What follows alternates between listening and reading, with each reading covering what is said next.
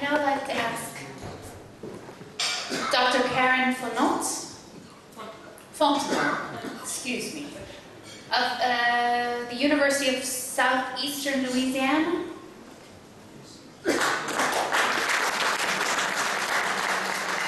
Thank you very much.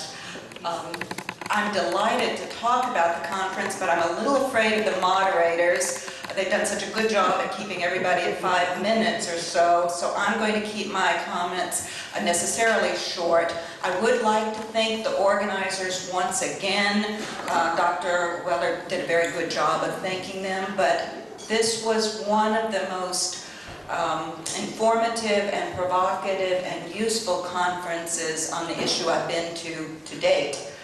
I've been involved in the movement since 2005, and I'm fortunate to live with my co-author, my husband, Dr. Michael Fontenot, and we were asked to present a paper at that conference in 2005 at Rice University.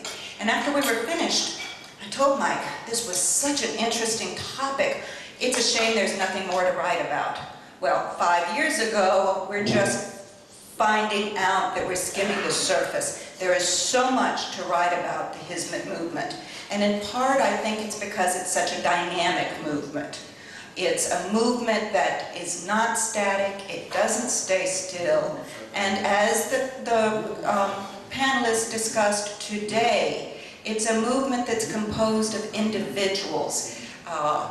Although I think that Dr. Iba had a very good point, and I'd like to follow up on that, when she said that members of the Hizmet movement, of which I consider myself one, as does Father Michel, I agree with him. I'm not a Muslim and I'm not a Turk, but I believe that I am a member of the Hizmet movement. And she said all the members seem to share something in common. You could recognize them. And I think we have to attribute that to Fontenot Gülen, because he is the one who saw a need, who communicated the vision, who has done it so eloquently, and also who has provided a place for every single member. He's also the one who has allowed the individuals to feel appreciated in every single effort. No matter what you do, Father Michel points out often that the people who greet us at the airport are serving a very important function. The people who contribute money are serving a very important function. The women, and Dr. Curtis, it often is the women, who provide the food for the iftar dinners, are oftentimes unseen and unrecognized. They're providing a very important hizmet. And so I think although it is a vertical communication, and certainly there is no one person that's a leader, there is somebody who has the vision and who has been able to inspire and transform the movement. And so certainly we need to say that. And to conclude, I'm just going to give a personal account.